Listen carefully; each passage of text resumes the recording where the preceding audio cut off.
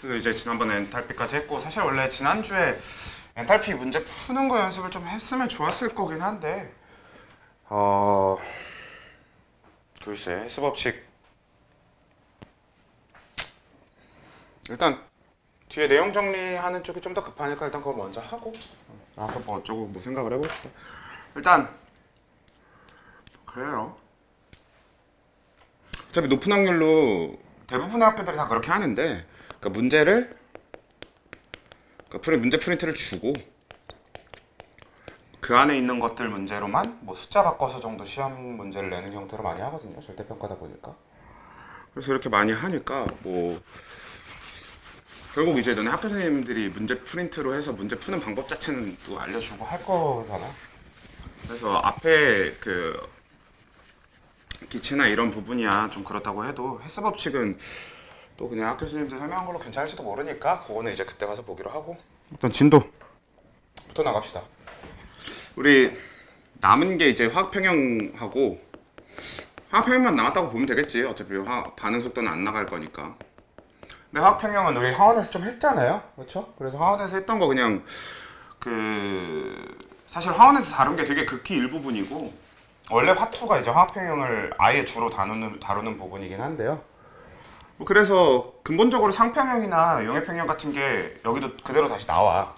근데 어차피 우리 화원에서 다뤘던 상평형, 용해평형 그때 얘기랑 똑같단 말이지. 그래서 뭐 다시 굳이 안 다뤄도 될 것 같고, 그냥 본격적인 그냥 화학평형부터, 그러니까 사실 상평형이 됐든 용해평형이 됐든 얘네들은 동적평형이란 말이지. 근본적으로 화학적인 반응이 아니란 말이죠. 그치? 그래서 우리는 이제 요 동적평형 쪽 말고 이제 본격적으로는 이제 화학평형, 화학적인 얘기를 좀 많이 하게 되겠다.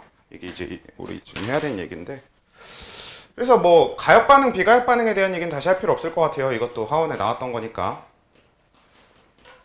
그래서 우리 근본적으로 그 가역 반응을 적을 때 뭐 라지 A, 스몰 a 더하기 이렇게 라지 A, 스몰 a 더하기 하면 약간 생명과학 같네. 그러니까 요 AA 더하기 BB가 CC 더하기 DD라는 반응식이 있고, 그리고 이게 가역 반응이라고 했을 때 우리는 가역 반응을 이렇게 표시를 해주겠죠.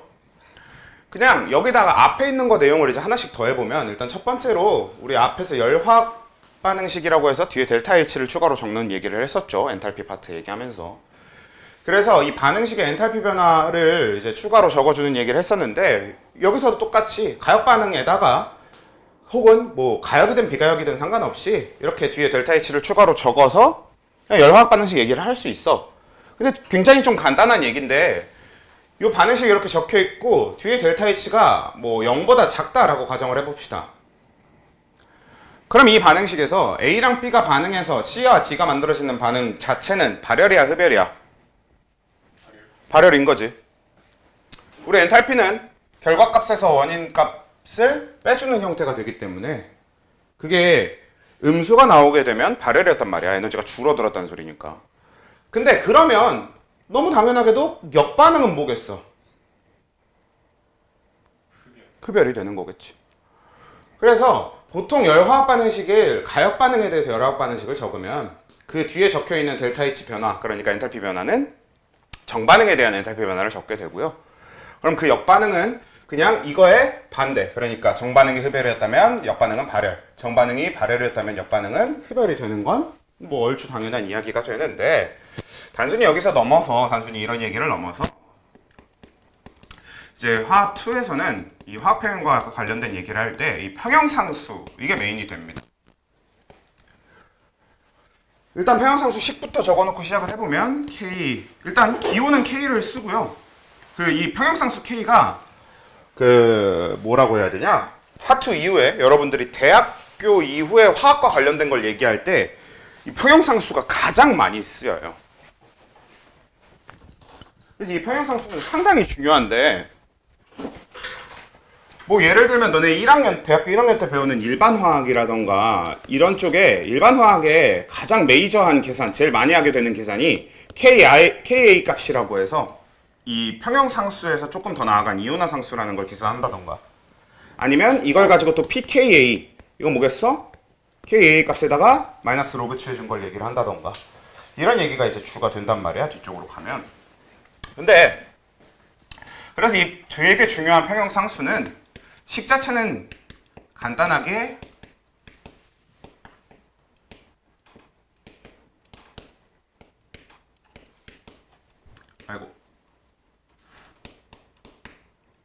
이렇게 갑니다.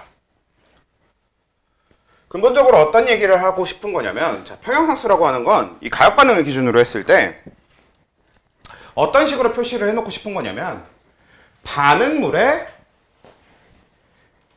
총 농도 곱분의 생성물의 총 농도 곱을 이용해서 그냥 반응이 끝났을 때, 그러니까 화학 평형을 이뤘을 때, 원래 화학 평형이라는 게 뭐야?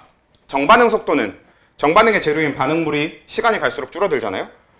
그래서 정반응 속도는 계속 줄어들 거고 역반응 속도는 늘어나서 결국 정반응 속도와 역반응 속도가 같아져서 겉으로 보기에 반응을 하지 않는 것 같은 상태가 화학 평형이고, 그 평형에 도달했을 때의 반응물의 농도 곱과 생성물의 농도 곱의 비율로 표시를 해두겠다. 이게 평형상수의 그냥 정의거든요.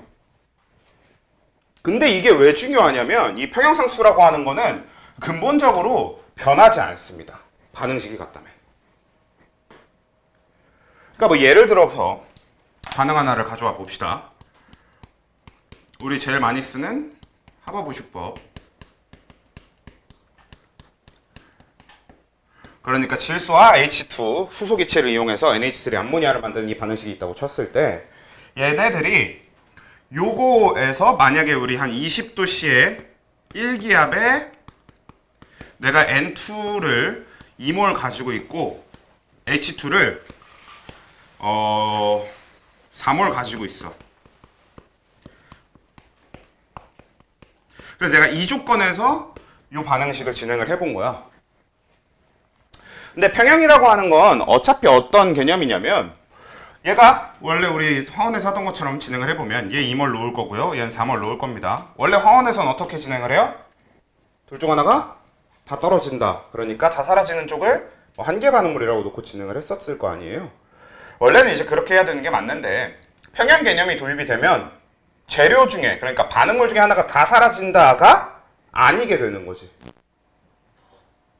왜? 평형이라고 하는 거는 역반응이 존재하게 되면서 역반응에 의해서 반응물을 계속 만들어낸단 말이야.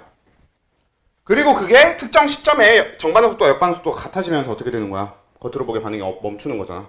그러니까 반응물이 둘 다 남게 돼. 다 사라진다까지 반응한다가 애초에 화원에서만 그렇게 반응을 기준으로 하는 거고, 화투에서부터. 그리고 그 이후의 화학에서는 반응물 중에 뭔가 하나가 무조건 다 사라져야 된다는 아닌 거지. 정확하게는 가역과 비가역을 나눠서 가역은 반응물 둘 다 남게 되는 거고 비가역은 반응물 둘 중 하나가 완전히 사라져야 되는 거고, 이렇게 원래 반응식을 이제 비교해서, 그러니까 좀 분리해서 계산을 해줘야 되게 되는 거죠. 근데 비가역에서의 양적 계산은 우리 화원에서 하던 것처럼 그냥 하면 되는 거지. 그냥 재료 하나 다 사라진다고 생각해서 한계 반응물 찾고 걔 다 없어져요 하면 되는 건데, 얘는 이제 둘 중에 누가 한계 반응물이야 라는 얘기가 아예 나오면 안 돼. 가역이니까. 그러면 그냥 그때 현재 주어진 조건에 맞게 얘네들이 알아서 반응을 하거든. 그래서 현재 조건에서 얘가 화학 평형을 이룰 때까지 N2가 1몰만 반응에 참여한다고 해봅시다. 그러면 얘는 뭐야? 2몰 반응에 참여하게 되나요? 3몰 반응에 참여하게 되겠네요. 그렇지. 그리고 더하기 얘는 2몰 만들어지게 되겠네요. 그럼 결과적으로 얘는 1몰이 되겠고 얘는 1몰이 되겠고 얘는 2몰이 되겠다. 그쵸? 이런 식이 될 거고, 그때 요 상황에서 여기에 지금 몰농도를 구한다라고 치면, 네, 안녕하세요. 우리 몰농도 구할 때 어차피 뭐 할 수 있어요? 부피를 몰수 대신 쓸 수 있는 거잖아요. 그래서 이거 요 식에 그대로 대입해 볼게. 그러면 요 K 값에 대한 식부터 얘를 좀 표현을 해보면 얘는 N2의 몰농도 곱하기 얘가 H2 몰롱도의 세제곱이 되는 거고 분해.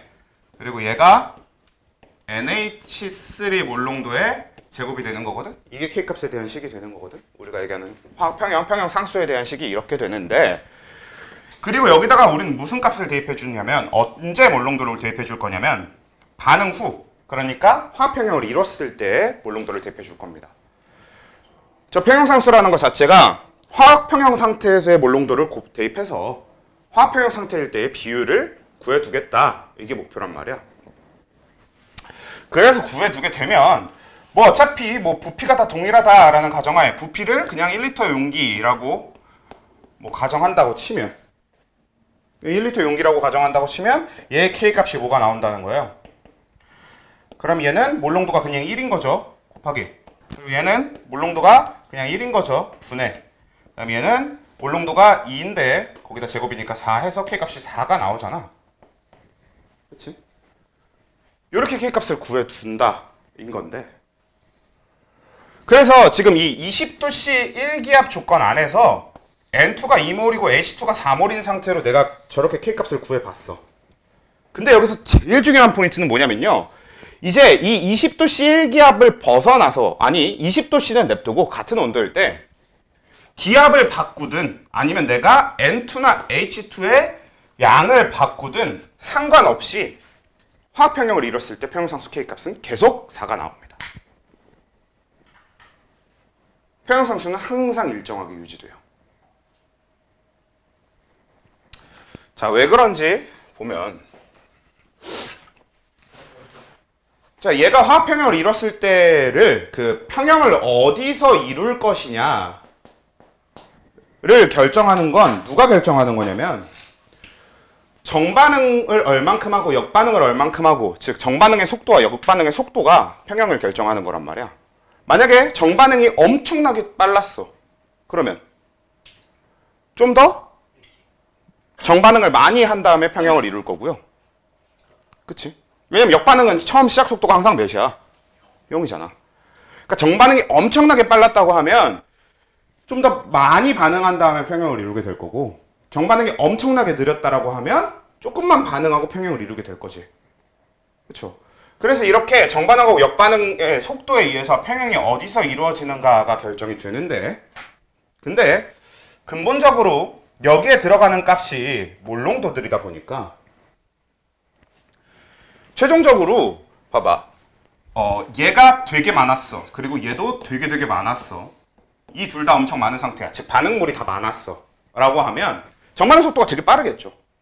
우리 반응 속도는 재료의 양에 영향을 받는다라는 얘기를 하원 때도 했었단 말이야. 그러니까 재료인 반응물들의 양이 많으면 정반응 속도가 엄청 빠르거든. 그런 다음에 그 정반응을 많이 빠르게 해서 생성물이 많이 만들어질 거고요. 그럼 생성물이 많이 만들어지는 과정 중에 역반응도 빨라질 거야. 정반응 속도는 점점 어떻게 될 거고? 느려질 거고. 그렇게 평형에 도달하게 되면 총 몰수 자체가 어때요? 많겠지. 재료가 많은 상태로 시작했으니까. 그럼 총 몰수가 많으면 총 부피가 어떻겠어? 네, 총 부피도 크겠지. 그럼 총 부피가 큰 상태로 반응이 진행됐기 때문에 결국 각각의 몰롱도는 작게 나오지. 그치? 그리고 근본적으로 아예 만약에 몰수가 적은 상태로 시작해봤다고 해봅시다. 얘네 둘의 몰수, 그러니까 재료가 되는 반응물의 몰수가 되게 적은 상태로 시작했어. 그럼 정반응의 속도가 원래 어때? 느려요. 근데 정반응 속도가 느린 상태로 진행을 한다고 하더라도 결국 평형을 이뤘을 때는 반응물이 적었으니까 생성물도 어떤 상태에서 평형을 이뤄? 적은 상태에서 평형을 이루지. 근데 반응물도 적고 생성물도 적으니까 이번엔 총 부피가 어때요? 작아요. 그러면서 총 몰롱도가 어떻게 되죠? 커져요. 그래서 몰수는 많지만 몰수가 많은 거에 비해서 몰롱도가 작게 나오고요. 반대로 몰수가 적을 때는 몰수가 적은 거에 비해서 총몰수가 줄어드니까 몰롱도는 크게 나온단 말이야. 그래서 결과적으로 K값이 같아집니다. 우리가 재료를 얼마나 갖다 놓고 쓰든. 그래서 이 K값이라는 걸 만들어서 쓰는 거예요. 평형상수 K라고 하는 거예요.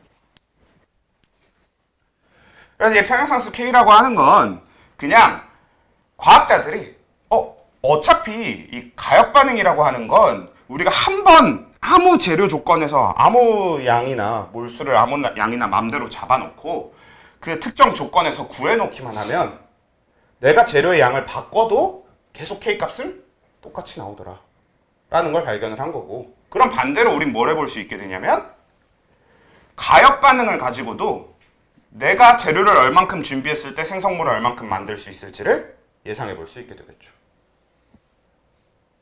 이게 평형상수 K의 목표인 겁니다. 예를 들면 이런 거야. 자, NH3라고 하는 게 화학비료니까 여러분들이 화학비료 공장을 가동하고 있다고 해봐. 근데 좀 한 200년 전 화학비료 공장이라고 생각해 봅시다. 200년 전은 너무 갔나? 한 150년 전 화학비료 공장이야. 그래서 막 자동화가 엄청 잘 돼 있지는 않아. 그때 배구 공장이 있었어요. 그럼요. 150년은 그런 게 있었고. 150년 전이면 있었죠. 그래서 여러분들이 150년 전 화학비료 공장이어서 NH3를 만들어야 되는데, 자, 너희한테, 너희 그 공장 주인 너희들한테 이제 발주가 들어온 거야. 저희는 NH3가 30몰이 필요합니다 라고 이제 주문이 들어왔어. 그러면 너네 입장에서는 당연히 재료를 최대한 적게 준비하고 30몰을 만들 수 있으면 그게 제일 이득인 거잖아. 그렇죠? 그러니까 30몰을 정확하게 만들 수 있게 재료를 준비할 수 있다면 그게 제일 좋지. 그러면 K값을 알고 있으면 도움이 돼, 안 돼? 되는 거잖아. 만약에 얘가 어차피 비가역 반응일 거라면 그냥 30몰 만들려면 내가 얘를 30몰 만들려면 얘는 뭐니? 네, 45몰 준비하고 얘는 15몰 준비하면 돼 라고 했으면 됐어. 근데 제가 하필이면 뭐인 거야? 비가역이 아닌 거잖아. 가역인 거잖아. 그럼 가역이 되면 저렇게 단순히 계산이 안 되기 때문에 공장 주인 너희들이 돈에 심각한 타격을 주겠죠. 그러니까 그러지 않게 하려면 결국 얘를 가지고도, 그러니까 가역 반응을 가지고도 내가 만들 수 있는 생성물의 양이 얼만큼의 재료를 준비해야 되는지 확인할 수 있다면 그게 제일 좋은 거잖아. 그래서 K값을 만들어두고 쓰는 겁니다. 왜? K값이라는 게 그러니까 내가 재료를 얼만큼을 준비해서 반응을 진행하든 항상 반응 후에 몰농도를 이용해서 평형상수를 구해보면 똑같이 나온다는 걸 이용하는 거죠. 그래서 이론적으로 예측해서 이만큼 준비하면 내가 NH3 30몰을 정확하게 만들어낼 수 있겠구나. 이게 평형상수 K. 그래서 이 평형상수 K랑 같이 언급되는 게 뭐가 있냐면, 그래서 되게 별거 아닌데 이따 짬내 잠깐 이거 좀 빨아올게요. 평형상수 K랑 같이 언급되는 게 이제 반응지수라고 하는 겁니다. 이건 이제 기호는 Q를 쓰거든. 뭐 벌써 뭐 이상한 게 두 개나 나왔지만, 근데 반응지수 Q는 되게 별게 아닌 게 식이 일단 이렇게 됩니다.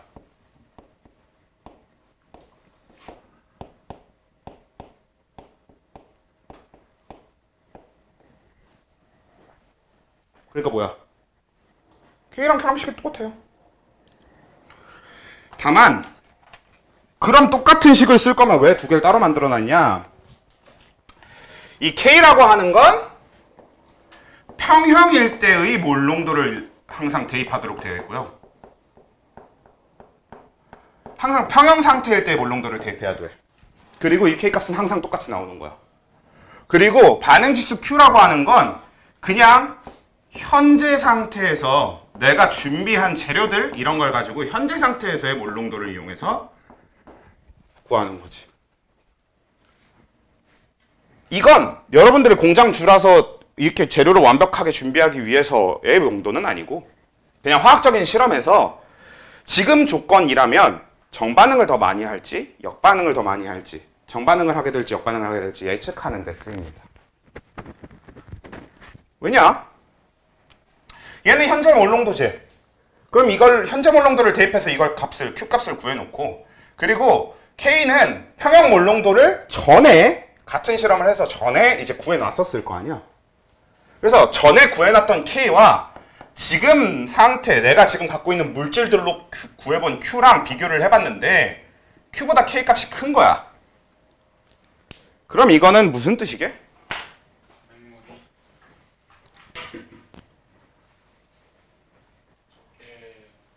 그치?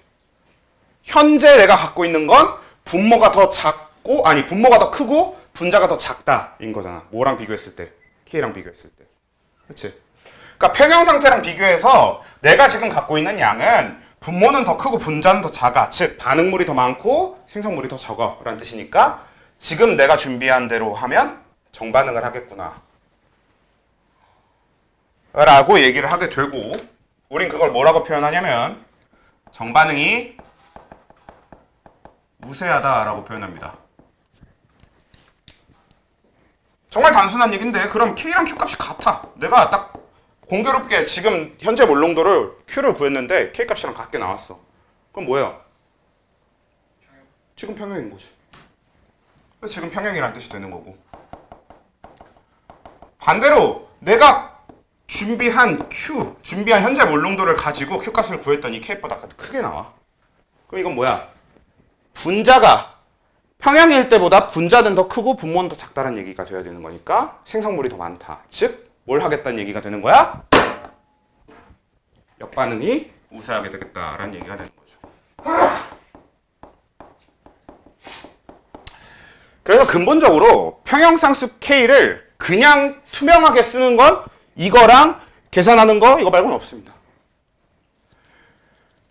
그러니까 결국 핵심이 되는 포인트가 다시 평형상수 K라고 하는 건 평형일 때 몰롱도를 대입해서 구하는 건데, 근데 문제가 이 평형상수 K가 변하지 않는 값이다. 그러니까 반응식이 정해져 있으면 아까 얘기한 하버보시법이라고 하면 하버보시법의 평형상수는 항상 같아요. 그러니까 한 번만 구해두면 그 이후에 내가 NH3를 합성하는 암모니아를 합성하는 반응식에서 항상 늘 써먹을 수 있는 게 K값이 된다. 근데 단순히 K값만 구해놓고 끝나냐? 그게 아니라 우리가 Q, 반응지수라고 하는 걸 만들어서 현재 농도를 대입해서 K값과 같은 식이지만 현재 농도를 대입해서 Q라는 걸 구한 다음에 Q랑 K를 비교함을 통해서 지금 정반응을 할지 역반응을 할지 정도도 예측해 볼 수 있다. 사실 이게 전부임. 그래서 이 자체는 그냥 어떤 평형상수라는 개념을 처음 접하면서 사실 반응지수는 실제로 쓸 일이 없거든요. 대학교 가면 반응지수에 대한 얘기 별로 안 합니다. 근데 뭐 아무튼 화투엔 있으니까. 그럼 이제 메인이 되는 영역으로 가볼 건데, 이걸 진짜 실제로 이용을 할 때, 즉 여기서 뭘로 얘기가 넘어갈 거냐면 르샤틀리의 원리라고 하는 게 있어요.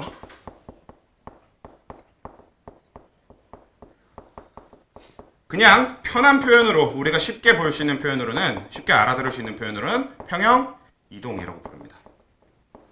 평형이 이동하는 거야. 이게 무슨 뜻이냐면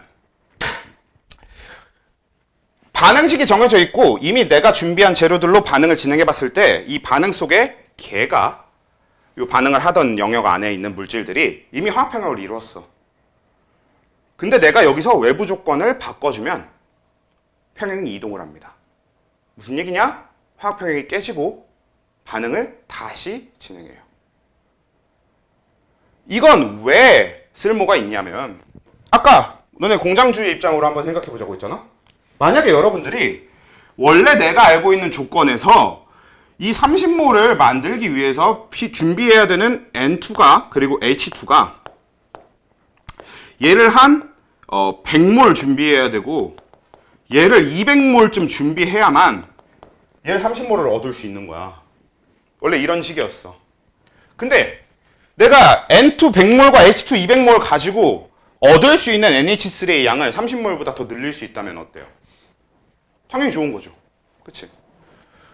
우리가 이렇게 얘기하는 걸 수득률이라고 하는데 수득률 이야기는 좀 이따 하고, 그러니까 결국은 생성물의 양을 더 만들 수 있다면 좋잖아. 그럼 생성물을 더 늘릴 수 있게 하기 위해서 이 평형 이동이라고 하는 걸 아예 정리해 두는 거지. 어쩔 때 어떤 식으로 평형 이동이 하는가라는 걸 이제 정리를 해둘 건데, 결국 평형 이동을 얘기하는 과정 중에서 평형 값이 왜 변하지 않고 뭐 어떻게 되는지는 그러니까 아니 평형 상수가 왜 변하지 않는지는 얘기하게 될 거고요. 여기 우리 이제 저 반응식과 관련해서 얘기할 거야. 아까 요게 이제 어떤 조건이었냐면 20도씨 1기압을 기준으로 얘기를 할 겁니다. 그리고 이 반응식이 요 화학평형 설명할 때 제일 좋은 게 셋 다 가스잖아요. 이게 전부 다 기체로 이루어져 있기 때문에 설명하기가 좀 좋아. 아까 평형 상수 얘기할 때 여러분들이 이 평형 상수에 대해서 조심해야 될 점이 뭐가 있냐면 그 저반응식으로 평형 상수를 세워본다고 치면 이렇게 될 건데 평형 이동 얘기를 하기 전에 잠깐 이런 생각을 좀 먼저 해보고 갑시다. 만약에 이런 반응식이 뭘로 하지? 뭐가 좋을까? Na 좋다. Na 솔리드 더하기 H2O 리퀴드 해서 NaOH AQ 더하기 H2 가스. 아니 가역이 하필이면 비가역이네. 이거 가역 아니고 비가역 맞죠? 네. 우리 비가역 조건 중에 기체 발생 반응 비가역이었잖아요. 근데 이거 그냥 가역이라고 가정하고 평형상수를 구한다고 치면 잠깐만 개수는 좀 맞춰놓자. 그래도 두 개 하면 되나? 오케이. 자 이렇게 되는데 얘 평형상수식은 어떻게 되냐면 얘 평형상수식은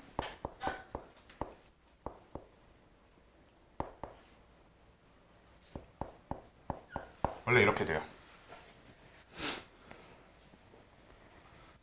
우리가 평형상수를 구할 때 그 빼줘야 되는 거 아니 반대로 이제 넣어줘야 되는 게 뭐가 있냐면 그러니까 넣어줘야 되는 거랑 빼줘야 되는 거를 둘 다 정리를 해볼게. 이 평형상수에 대입해야 되는 값 중에 뭐가 있냐면 무조건 넣어줘야 되는 건 기체 물질은 넣어줘야 됩니다. 그래서 기체 물질들의 몰농도나 기체 물질의 개수는 굉장히 중요해요. 그리고 반응에 참여하는 액체 물질도 넣어줘야 됩니다. 근데 반응에 참여하더라도 고체 물질은 빼줘야 돼. 그리고 빼줘야 되는 게 또 뭐가 있냐면 용매는 빼줘야 됩니다. 이게 되게 중요한데 어차피 우리 화원 화투에서 물을 제외한 용매를 쓰는 걸 본 적이 별로 없지. 그러니까 물을 제외한 용매를 뭐 화원 2, 3단원 할 때는 얘기를 좀 했었어요. 뭐 대표적으로 3단원에서 무극성 용매에 무극성 물질이 섞이고 이런 얘기를 하니까. 근데 그건 개념적으로만 얘기하는 거지 계산할 땐 적어도 무극성 용매를 안 했거든. 그래서 아예 여러분들은 빼줘야 되는 물질을 뭐라고 기억해버리는 게 편하냐면 물이라고 기억해버리는 게 편하겠지. 어차피 우리가 푸는 거는 다 물이 용매일 테니까. 그래서 항상 기체랑 액체만 가지고 평형상수를 만들어야 된다는 게 굉장히 중요해요. 왜냐? 결국 평형이라고 하는 건 뭘로 이루어져 있어? 몰농도를 기준으로 이루어져 있죠. 일단 고체를 빼줘야 되는 이유, 고체는 몰농도가 없습니다. 어디에 섞여 있으면 이미 그건 고체가 아니기 때문에 어디에 섞여 있다가 된 순간 수용액이거나 다른 상태여야 되기 때문에 고체는 몰농도가 없어서 빼주게 되는 거고요. 두 번째, 물은 왜 빼주냐? 물도 반응에 영향을 주긴 줘. 근데 물의 몰농도는 항상 어떻게 나오냐면 존나 높게 나옵니다. 왜? 물은 용매라서 당연히 반응 전체에서 물의 몰농도는 거의 막 99 이렇게 찍혀요. 몰농도가 엄청 높게 찍혀버린단 말이야.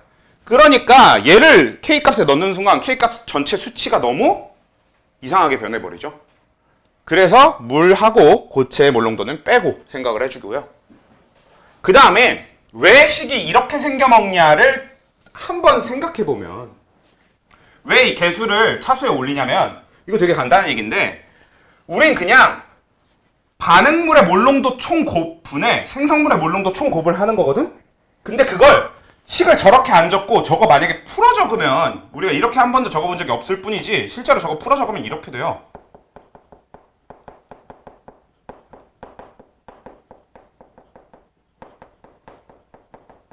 맞지?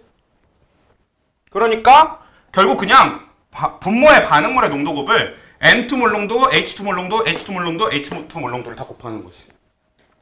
그걸 적으면 이거잖아요. 그래서 개수를 차수로 올리면 되는 거야. 그러니까 K 값이 왜 계수가 차수로 올라가 있느냐는 식을 이렇게 한번 풀어서 생각해 보면 되겠지. 라는 이야기고요. 피곤할 건 알겠는데 그래도 오늘 우리 하투 수업으로 마지막 수업이니까 좀. 마지막이에요? 네. 근데 남은 친구들 탈주하고 있어요. 아니야, 여기 마지막 파트야. 그러니까 그 원래 멤버 더 있지 않았어요? 아, 멤버 성원이 못 온대. 그리고 형원이 왜 못 온지도 몰라. 그냥 못 온대. 그리고 한 명은 아프대. 그리고 한 명은 몰라. 그냥 사라졌어. 보통 다들 안 올 때 연락을 하고 안 오잖아요. 양자세계로. 그러니까 다들 이제 안 올 때 양자로. 우리가 화학을 좀 너무 심취했나 봐, 다들. 다들 화학계 너무 심취했어 지금. 난 대출 때도 이제 조금 늦게 늦을 것 같습니다. 보냈는데 안 그래도 되나? 그러니까 우리가 흔히 이제 경지에 이르렀다고 할 때 경지할 때 이제 물화일체 얘기 많이 하잖아. 그러니까 얘들 이제 양화일체? 약간 양자와 하나가 된 거지. 양자가 내가 되고 내가 양자가 되는. 이 얘기해도 되나? 근데 이렇게 얘기하면 저거 들으면서 다 볼 텐데. 뭐 들으라지 뭐. 그래서 이제 평형이동 얘기를 할 때 얘는 평형이동 중에 이제 첫 번째, 원래 저 상황이었을 때 우리가 뭘 해주면 갑자기 이렇게 평형이 이루어져 있다가 다시 반응을 일으키게 할 방법 중에 첫 번째가 뭐냐면 농도를 변화시켜주면 됩니다. 근데 이게 말이 농도 변화지 그냥 간단하게 뭐 해주면 되냐면 더 넣어주거나 빼주면 되지. 당연한 얘기지. 지금 저기서 평형이 저렇게 이루어져 있는데 내가 저기다가 재료를 더 넣어줘. N2나 H2 같은 걸 더 넣어주는 거야. 그럼 어떻게 돼요? 당연히 정반응을 더 하겠죠. 왜냐면 정반응, 역반응 속도가 같아서 멈춰 있는 건데 재료를 더 넣어주면 정반응 속도가 어때져? 빨라지잖아. 그렇지? 그래서 내가 반응물의 농도를 키워주면 정반응을 합니다. 그리고 반응물의 농도를 빼주는 방법도 있어. 지금 얘 반응물의 농도를 빼주는 가장 대표적인 방법이 뭐냐면 불 질러버리면 되지. 불 지르면 저 셋 중에 뭐가 바로 반응해버려요? 수소가 다 폭발해서 사라질 거 아니야. H2O가 돼버릴 거 아니야. 그러면 뭐가 되겠어? 역반응을 하겠지. 왜? 정반응 속도가 갑자기 확 느려질 거 아니야. 그러면서 역반응이 그럼 상대적으로 정반응보다 빠른 상태가 되면서 역반응 쪽으로 진행이 돼버리는 거지. 그래서 역반응 우세를 통해 새로운 평형에 도달하게 되고요. 뭐 생성물 쪽도 마찬가지야. 어차피 내가 NH3를 갖다 팔려는 게 목적이니까 방법은 모르겠지만 NH3만 이렇게 따로 뽑아낼 수 있다고 쳐봐. 그래서 NH3를 따로 뽑아냈어. 그럼 어떻게 하면? 정반응이 추가로 이루어지겠지. 그래서 생성물을 줄이면 정반응이 추가로 이루어지겠고요. 생성물을 늘려주면 역반응이 추가로 이루어지겠지. 근데 K값은 안 변하죠. 그래도 K값은 변하지 않습니다. 왜냐? 결국 이건 내가 재료를 추가로 준비를 해서, 그러니까 처음부터 2몰, 4몰이 아니라 내가 여기서 평형 이동을 위해서 N2를 2몰 넣어줘 라고 해봐요. 그럼 그건 원래 처음 반응의 시작부터 4몰로 놓고 반응 시작한 거랑 다른 게 뭐야? 똑같지? 근데 이미 아까 평형 상수 얘기할 때 이미 얘기했다시피 이렇게 몰수를 바꿔주는 조건을 바꿔줘도, 이런 몰수 같은 조건을 바꿔줘도 평형상수 K값은 어떻게 나와야 된다고? 똑같게 나와야 된다고. 근데 선생님 이게 이상한 게 제가 이걸 2몰 넣어주면 거기서 정반응을 더하면 H2가 1몰보다 줄어들잖아요. 그래도 평형상수가 일정한 게 가능한가요? 가능할까? 네. 가능해요? 왜? 어떻게 가능한 거야? 역반응. 에서 채워주는 거죠. 자, 봐봐. 한번 얘기를 해봅시다. 내가 여기다가 2몰을 추가를 해서 얘가 3몰이고 얘가 1몰이고 얘가 2몰인 상태가 됐으면 얘는 평형일 때에 비해서 우리가 어떻게 해준 거야? 반응물을 늘려준 거죠. 그럼 얘는 정반응 우세를 통해 새로운 평형에 도달해요. 그럼 얘는 2몰보다 늘어난 상태가 되고 얘는 1몰보다 줄어든 상태가 돼요. 그리고 얘는 원래 있었던 1몰보다는 어떤지 모르겠지만 3몰보다 줄어든 상태, 뭐 이 정도가 되겠지. 그치? 근데 평형상수 K값이 식이 이렇게 생겨먹었잖아. 그쵸? 이거 한번 식으로 증명해 보도록 증명까지는 아니더라도 얘가 그러면 빼기 A몰 얼만큼 반응에 참여할지 모르니까 빼기 A몰 이렇게 잡아두고 그 다음에 얘는 뭐예요? 그럼 빼기 3A몰이 돼야 되겠고 얘는 더하기 2A몰이 되니까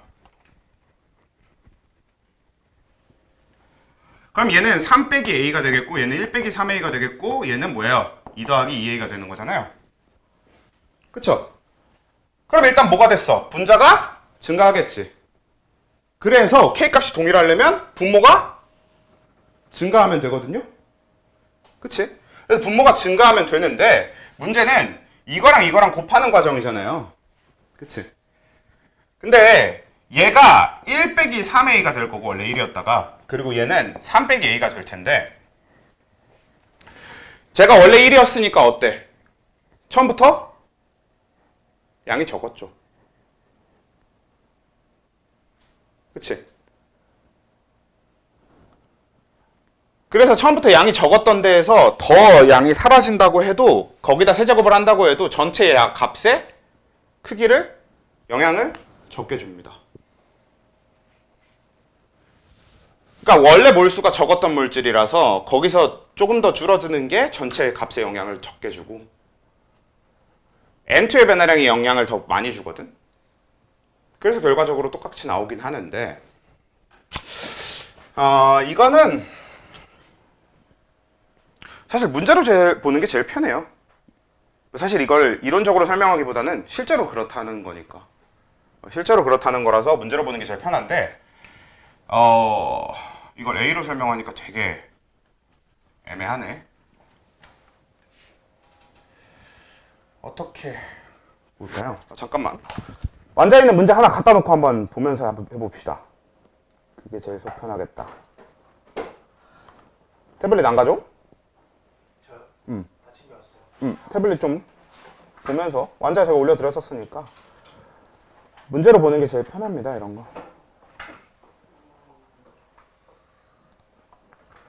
문제에서 완자 하투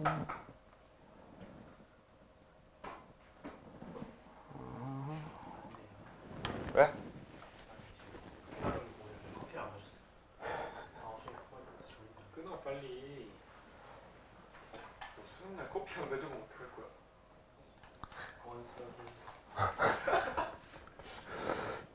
재수 사유 커피를 안 가져가서 진짜? 너무 마음 아프다. 저는 오히려 좋아요. 저 때문에 07들이 좀 벌벌 떨었으면 좋겠어요. 무슨 말이야 그게? 대학교에 수능 한번 더 볼 거야. 나 살짝 취미적으로 하고서 리뷰도 올리고 학생 과외하면 이제 과외하는 애들 이제 알려주고. 총평 한번 해. 남태형이. 이걸 못 풀어? 이건 재수이라. 남태형이 2025 수능 총평.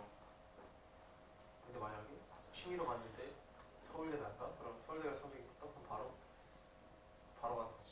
근데 너 아니 연대 다니고 있어. 연대 다니고 있어. 연대 다니고 있어. 근데 재미로 갔는데 그 100분이 지켜. 100배? 사소하게 생겼는데. 근데 그러면은 바로 서울대 전액장학금 입학해야지. 전액장학금은 안 주나? 수석 입학하지 않았는데. 그치? 수석 입학하면 장학금을 주죠. 이번에 수능 만점자보다 수석이 표현 점수가 진짜 20점인가 차이 나는데. 두 과목에 많이 보자. 그런가? 근데 딱 서울대 가면 난 좋지. 내 전공을 1년 학원 생활하잖아. 1학년 그냥 날먹. 서울대 1학년 날먹. 1학년 노는 거지 가서. 쟤 천재인가 봐. 그걸 다 알아. 그리고 바로 과외 받으면서 2학년 해다가. 이거 넣을까? 그래서 난 과외 해보고 싶어. 대신 국어 영어는 말고. 국어 영어는 싫어. 아이씨 완자에 숫자로 나와 있는 문제가 하나도 없어요. 다 보려고 했는데 그냥 원래 숫자로 나와요? 원래 숫자로 나오는 문제 많지. 근데 완자에 하필이면 숫자로 나와 있는 게 하나도 없어. 그냥 그 농도 얘 하나만 있으면 좋은데 그걸로 설명하면 되는데 숫자만 있으면 쉬운데. 아니요 찾을 수 있을 것 같아요.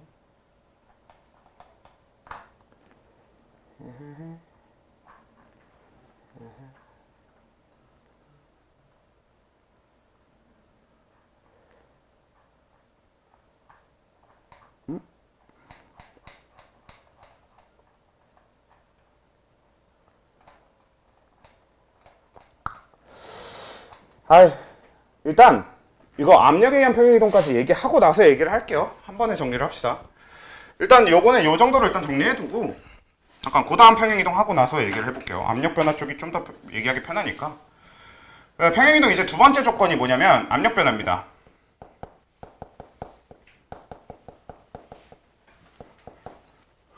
그래서 이제 압력에 의한 평행이동 같은 경우는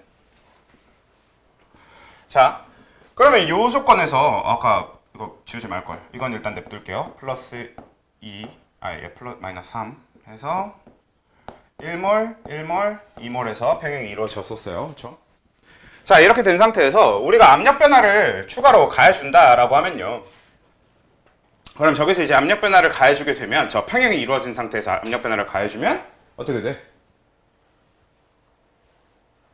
평형 이런 상태. 그걸로 설명하는 게 훨씬 낫겠구나. 근데 그걸로 설명하는 거 위에 것도 그냥 그걸로 설명을 해봅시다. 그래. 나온 김에 이걸로 좀 얘기 좀 잠깐 해보자.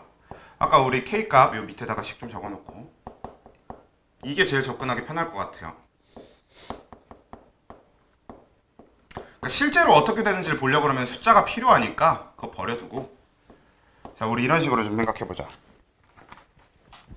자 만약에 내가 여기서 아까 반응을 늘리는 거 N2 집어넣는 걸로 우리 생각해줬잖아요. 자 N2를 집어넣어주잖아? 그럼 어떻게 돼? 이 K값을 기준으로 원래 여기 K값은 1 곱하기 1 세제곱분의 2 제곱이어서 4가 나온다 했지. 근데 내가 N2를 더 넣어주는 순간 4가 나와 안 나와? 아니 그 자체에서 딱 넣어주는 순간 평행 이동한 뒤에 말고. 왜냐면 딱 넣어주게 되면 N2에 들어가는 게 내가 여기 몇 넣어주는 거냐? 3롤 넣어준다고 해봅시다 대충. 그래서 4로 만들었다고 쳐봅시다. 그러면 4 곱하기 1 세제곱분의 2제곱이 되니까 뭐가 나옵니까? 이미 얘가 1이 나와버리지. 그러니까 이게 현재 몰농도를 대입한 거니까 Q값이잖아요. 그러니까 Q값 자체가 K값과 달라져 버리지. 그러면 Q값이 다시 원래 K값을 찾아가는 겁니다. 그래서 K값 변화 없이 평행이동이 일어나요. 이런 경우에. 그럼 어떻게 되면 되냐면 봐봐. 얘가 줄어들 때 얘도 줄어들긴 드는데 얘가 늘어나는 거잖아요. 그치?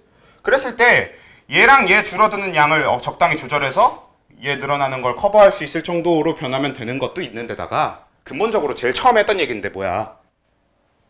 사실 단순하게 저렇게 해결되는 게 아닌 게요. 분모가 같이 변해요. 지금 몰농도잖아? 몰농도에서는 분모의 부피가 있죠. 그리고 분모의 부피는 뭐야? 총 몰수의 영향을 받는 거지. 총몰수가 변하면 부피가 같이 변하잖아. 그래서 결과적으로 Q값이 변해서 그러니까 K값과 Q값이 원래 같은 상황이었을 텐데 평행일 땐 근데 내가 조건을 변화시켜 줌으로 인해서 Q값과 K값이 달라지게 이런 식의 변화가 일어났다라고 한다면 그냥 Q가 다시 K를 찾아가는 과정이 평행이동이 됩니다. 라는 얘기야. 근데 이걸 왜 압력 변화로 보면 좀 더 편하다고 했냐면 자, 압력 변화로 가보면요. 일단 근본적으로 압력 변화 자체에 대해서 그냥 이론적으로 설명할 땐 이렇게 생각하는 게 편해요. 자, 압력을 높여줬어요, 여러분들이. 그러니까 원래 아까 1기압 조건이었으니까 2기압으로 압력을 높여줬어. 그러면 어떤 식의 평행이동이 일어나야 될 것 같아? 2기압으로 늘어나면요? 네. 이건 생각을 이렇게 좀 거쳐가야 되거든. 몰수가 몰수가 같이 커져요. 같이 커져요? 아니지, 작아지지. 작아져요? PV는 몰수는 그대로인 상태로. 자, PV는 nRT 맞아요.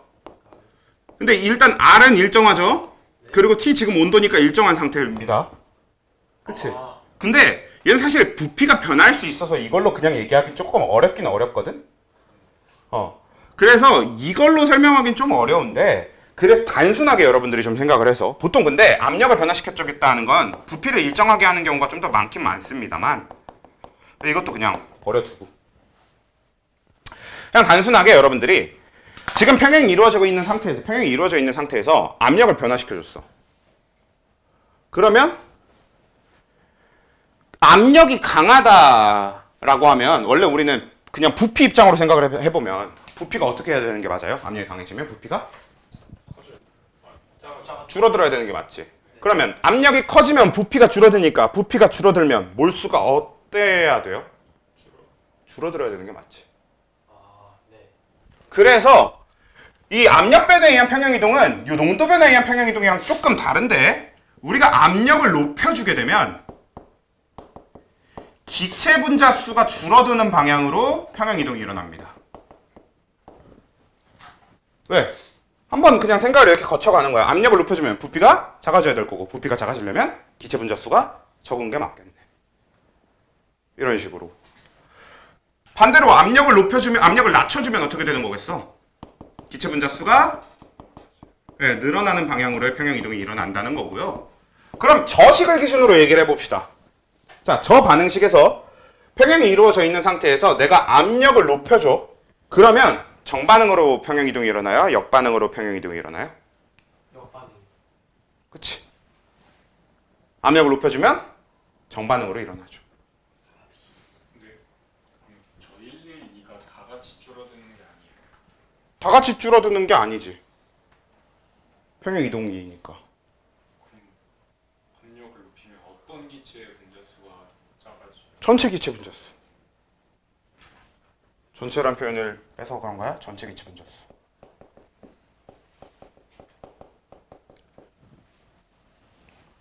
아까도 얘기했잖아. 부피를 결정하는 건 전체 몰수라고.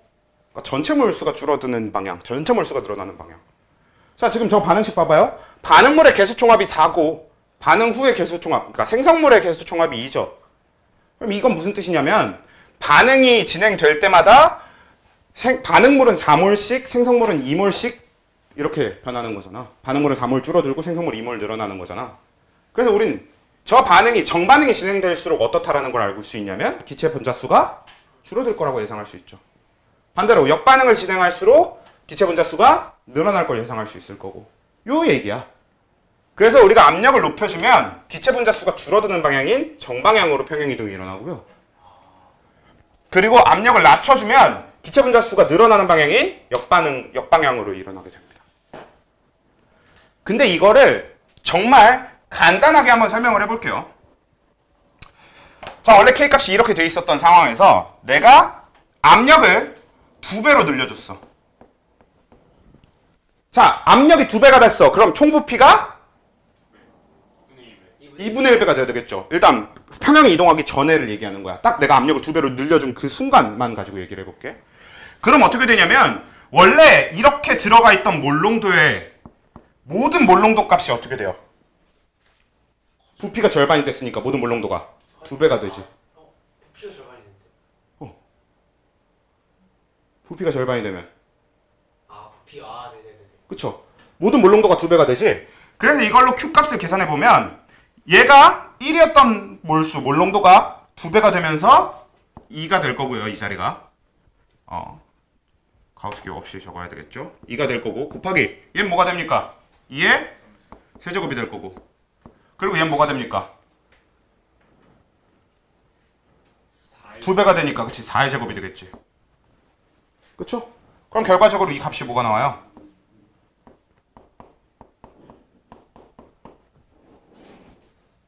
그치? 그러면 K값과 Q값 중에 누가 더 커? K값이 더 크죠? 네, K가 Q보다 크면은 정반응 우세야, 역반응 우세야? 정반응 우세죠. 그래서 정반응을 통해서 새로운 평형에 도달합니다. 미치는 모르겠네. 너무 어려운데. 괜히 했다. 수 같은 거 해서. 쌍투야. 평형부터가 본격적으로 화투의 그 개념적으로 어려워지는 부분입니다. 왜냐면 평형부터가 진짜로 전공화학들에서 쓰는 개념들이거든 이제. 투과학을 안 해도 되나요? 투과를 안 해도 되냐고? 선택해서 안 해도 됐었나요? 뭐 아예 안 하는 것도 선택지에 없진 않지 원래. 그래요? 고3 때 진로 과목 안 챙기는 것도 선택지에 없진 않지. 물론 이제 교과에서는 투 과목을 하고 안 하고가 크게 차이는 없고요. 학종에서 학종에선 차이가 꽤 있고요. 근데 뭐 그래서 학종을 버린다라는 선택지로 갈 거면 학종을 버린다에서는 토과목 안 하는 게 뭐 많이들 하는 선택이지. 저희 파이터기 때문에 그래서 정시 올인을 한다고 치면 토과목 안 해도 되는 게 원래 맞긴 맞죠. 아무튼 근데 하고 가면 대학교 때 편한 거죠. 그냥 하고 가면 대학교 때 편하다의 정도만 갔지. 그러니까 학종이 아니면. 이에 투자하자. 이에 투자하자. 일단 미래가 생기고 나서 투자하는 게 그런 측면에서 생투는 조금 애매하지. 생투는 학종이 아니면 진짜 값어치가 좀 떨어지긴 합니다. 대학교 가서 도움이 별로 안 돼가지고. 왜냐면 화투 내용은 화학과 관련된 과를 가면 다 도움이 되는데 사실 화학과 관련된 과는 이과 쪽 학과에서 거의 모든 학과예요. 컴공, 수학과 이런 딱 진짜로 아예 과학과 거의 연을 끄는 학과들을 제외하면 과학과 조금이라도 연관되어 있으면 화학은 연관이 없을 수가 없어. 컴공이 과학과 연이 없어요. 네, 과학과 연이 하나도 없습니다. 물리가 과학 하나도 안 배워요. 수학이랑 아니 그냥 물리를 배우긴 배워요. 근데 그걸 그냥 기초과학 형태로만 배우고 그러니까 컴퓨터 공학을 하는 데 있어서 물리는 아예 필요가 없어요. 걔는 수학만이요. 네. 수학 중에서도 저기 이제 그 우리가 이산수학이라고 하는 컴퓨터 수학과 관련된 걸 많이 배우지. 많이 다루지. 그럼 컴공을 굳이 가야 되나? 그냥 수학과 같은 데 가서 복전하면 되는 거예요. 아니지. 코딩을 배우냐 안 배우냐의 차이죠. 결국. 그래요. 그러니까 수학이 주인데 수학과는 그 수학을 가지고 파는 거고 그리고 수학을 가지고 파서 보통 수학자들이 연구자가 되잖아? 그럼 대부분 다 물리학 공부를 합니다. 왜냐면 수학을 쓸 때가 가장 좋은 쓸모가 물리학 쪽이거든. 수학을 쓰기 좋은 가장 좋은 쓸모가 물리학 쪽이라서. 그냥 대학하고 수학하고 같이 하기. 쌍수라니까. 맞아요. 어차피 근데 근본적으로 마지막 수업이에요 오늘이. 뭐 이미 뭐 들을 만큼 들었으니까 됐어. 아무튼 일단 얘기는 마무리를 해볼게요. 그러니까 다시 압력을 높여주면 전체 부피가 줄어드는 방향으로의 변화가 일어나야 된다고. 근데 전체 부피가 줄어드는 방향으로의 변화라고 하는 건 전체 기체 분자수가 줄어드는 방향으로의 변화일 건데 그게 정반응이라고. 근데 그게 왜 그렇게 일어나는지를 보면 원래 K값을 계산했을 때 그 4가 나왔다고 하면 우리가 압력을 2배로 해줘서 일어나는 부피가 절반이 되는 변화 때문에 얘네들의 모든 몰롱도가 전부 2배가 돼버린다. 그러면서 평형이 깨져. 아예 얘는 Q값이 K값과 다른 상태로 변해버리는 거야. 그래서 Q가 원래 다시 K를 찾아가는 과정에서 보면 이 차수 때문에 그러니까 정확하게 내가 압력을 2배로 하면 모든 몰롱도가 2배가 되는데 모든 몰롱도가 2배가 된다면 차수가 높은 쪽에 영향이 더 크지. 그렇네요. 차수가 높은 쪽은 결국 반응식에서 누가 높은 쪽인 거고 개수가 높은 쪽인 거고. 이런 흐름이라고. 그래서 농도 변화와 압력 변화에 의한 건 아예 내가 어떤 변화를 가해준 순간 Q값과 K값이 같았던 평형 상태에서 내가 변화를 가해주는 순간 어떻게 돼? Q와 K가 달라져요. 그래서 이 달라진 Q값이 원래 K값을 찾아가는 과정이 평형 이동이 되는 겁니다. 그래서 K값은 여전히 변하지 않는다가 돼. 근데 마지막 평형 이동은 이제 뭐냐면요. 온도 변화, 온도에 의한 평형 이동입니다.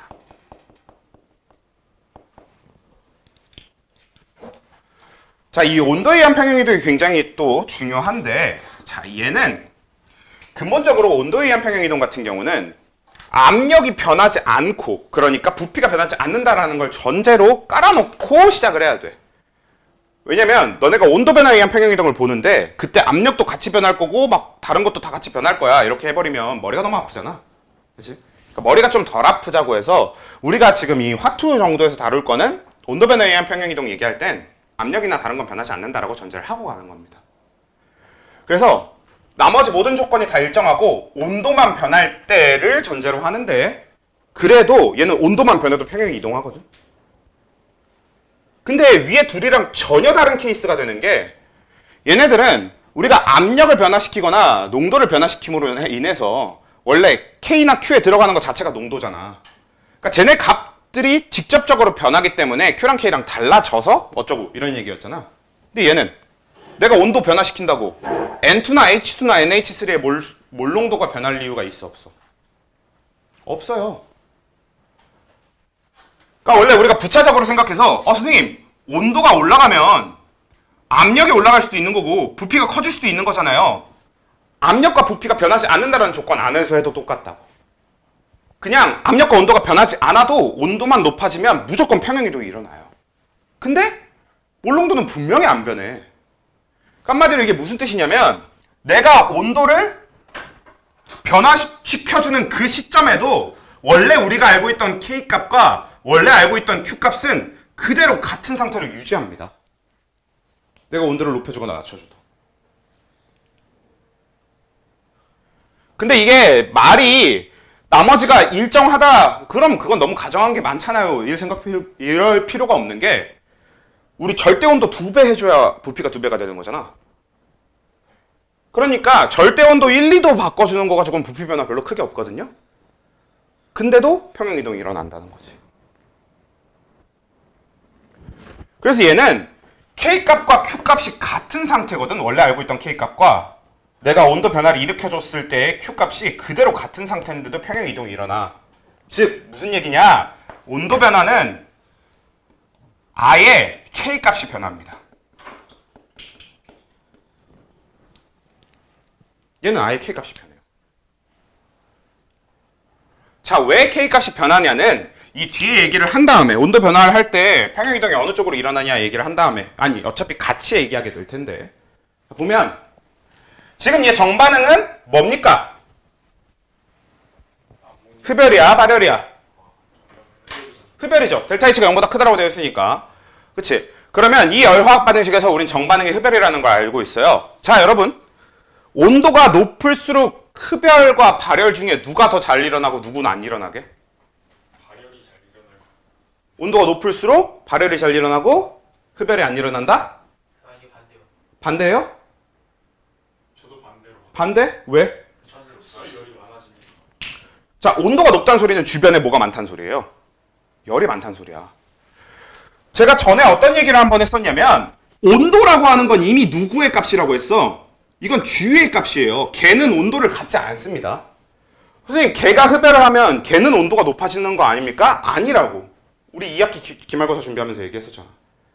걔라고 하는 건 온도를 갖지 않아요. 온도는 이미 주위의 값이라서 그냥 걔가 흡열했으면 온도는 낮아지는 거고 걔가 발열했으면 온도는 높아지는 거잖아.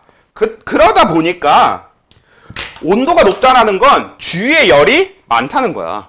주위에 열이 많으면 걔 입장에선 열을 버리기는 어려울 거고 열을 얻어오기는 쉽겠지. 그래서 주변의 온도가 높아지면 그 자체로 정반응 속도가 빨라지고 역반응 속도가 느려져요. 그러니까 몰농도 변화 하나 없이 평형이 깨집니다.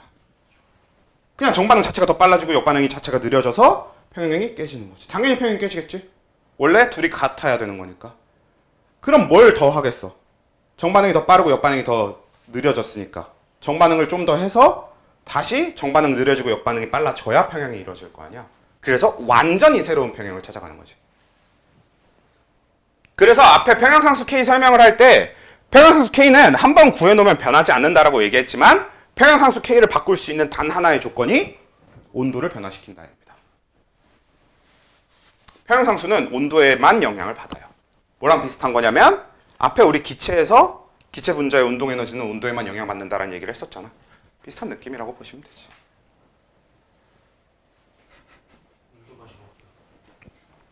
네. 어차피 이거 정리하고 있을 거니까 정리하면서 또 얼른 갔다 오시면. 그래서 이제 온도 변화에 의한 평형 이동 얘기할 때는 온도가 높아지면 뭐 흡열 쪽으로 평형 이동이 일어나는 거고 반대로 온도가 이제 낮아지면 발열 쪽으로 평형 이동이 일어나는 거죠. 그러니까 얘는 델타 H가 0보다 큰 방향으로 얘는 델타 H가 0보다 작은 방향으로 평형 이동이 일어난다. 그리고 아마 높은 확률로 대부분 선생님들이 여기서 끊을 겁니다. 많이 나가더라도 대부분 여기서 끊을 거야. 왜? 이 뒤에는 한층 더 어렵거든요. 이 D부터가 본격적으로 한층 더 어렵기 때문에 보통 여기서 끊을 건데, 그래도 욕심을 좀 가지신 분들은 요 뒤에 나오는 내용까진 할 확률이 좀 높아서, 그래서 우리도 이온화 상수까지는 좀 설명을 하고 끝낼 거예요. 이온화 쪽까지는. 산염기 평형을 끝까지는 안 한다고 하더라도 적당히 설명을 하고 끝낼 건데, 해봅시다.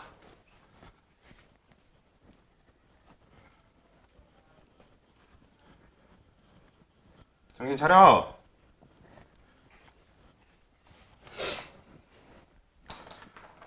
우리가 하투 수업을 7번 했나? 8번? 7번?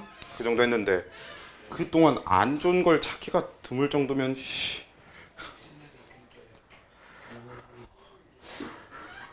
여기처럼 방법을 찾아 노력을 해.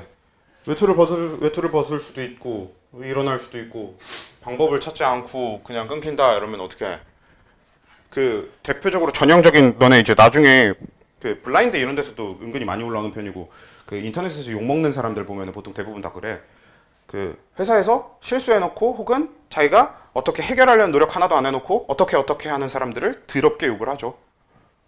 똑같은 거잖아 지금 네가 하고 있는 게. 졸려서 어떻게 해요? 아니 뭐 방법을 네가 찾아야지 왜? 그렇죠? 그러니까 좀 방법을 찾든가 하십시오. 어차피 화투가 오늘이 마지막 수업이라고 하더라도 화투도 마찬가지잖아. 자, 그래서 네, 좀 너무 불같이 진도를 나가는 거긴 한데 그래도 여기까지는 좀 얘기하는 게 나을 것 같아서, 이제 우리 남은 게 이온화도, 이온화 상수, 그 다음에 저 뭐냐, 공통이온 효과, 그 다음에 산염기염까지만, 요 네 가지만 딱 하고 끝내자. 대신 저게 화투 전부가 아니에요. 예! 화투는 딱 여기를 기점으로 내용이 점차적으로 어려워지는 구도로 되어 있습니다. 그래서 화투가 진짜 개쩌는 게 1단원이 계산은 제일 어려워. 그러니까 우리 여태까지 했던 걸 통틀어 봤을 때 1단원이 계산이 제일 어렵거든. 그러니까 기체 파트 있잖아. 그게 계산 문제 자체는 제일 어려운데 점차적으로 가면 갈수록 내용적으로 어려워지다가 여기에 도달하게 되면 내용이 되게 어려워서 얘가 계산이 굉장히 쉽거든요. 그래서 내용이 어려운 대신 계산은 굉장히 쉽게 되어 있어. 물론 이제 그마저도 몰롱도를 이용해야 되니까 기본적인 양적 계산은 하긴 해야 되는데 그래도 굉장히 쉽습니다. 근데 요길 지나서 요 뒤에가 이제 반응 속도거든. 화투가 진짜 미친놈인 게 반응 속도는 내용도 제일 어렵고 계산도 제일 어렵습니다. 근데 너네 안 하니까, 반응 속도 안 하니까 우린 행복한 거지. 군대 가면 해야 되는 거 아니에요? 네. 너 지구과학에서 반감기, 네, 아 맞아요. 반감기를 실제로 화학적으로 계산을 하는 게 이 뒤에 반응 속도 가지고 이제 실제 계산을 하게 되는 겁니다. 반감기를 구하는 거지. 근데 이걸로 수능 보는 애들 뭐 하는 놈들이지? 근데 허수도 못해. 사실 허수가 두 과목을 해봐. 어차피 원 과목을 보든 두 과목을 보든 허수일 테니까. 수능이라서 그런 거지. 근데 많이 높아지지 않아요? 많이 높아져. 찍어서 같은 거 맞는 같은 점수를 찍어서 맞출 수 있으면 많이 높아져요. 원 과목 21점 맞느니 투 과목 21점 맞는 게 표점 더 높죠.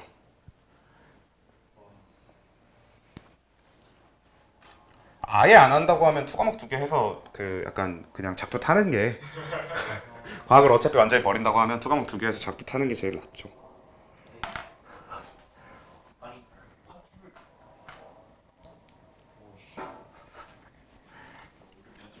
그리고 화투는 1년에 하투 선택자 수가 몇만 명 안 될걸? 몇천 명 그러니까 1000명대일 거야 아예. 몇천 명대일 거야. 그래가지고 약간 화투가 상위권은 진짜 거의 다 못해 진짜 완전 썩어 있긴 합니다. 그 정도 해야 좀 성적이 제대로 나와. 아니 근데 표점 80이라고? 그럼 좀 주요 과목 아니냐? 영어만큼 나오는 거 아니야? 만점이 80. 아니 만점 아니 우리는 뼈 빠지게 해도 50이면 죽지 않아요? 화투 완전 맞기 힘들어. 아무튼 화투 만점 맞기 힘든데 아무튼 저는 만점이었고. 야 화투 만점 95점이네. 100점 만점 95점이요. 아, 요즘은 또 거기까지 올라갔어? 우리 땐 그렇진 않았는데. 저번이었네. 저번 거였다. 우리 때는 그래도 한 3, 4만 명쯤은 있었어가지고 그렇게 좋진 않았는데. 와, 지금 화학보다 바탕 제일 낮은 거랑 30점 차이야. 그때는 세계식 막 그런 거 아니야? 세개 보고 2개 반영이었어가지고 하나 버리는 거를 그냥 대충 투과목 던지는 경우가 많아가지고.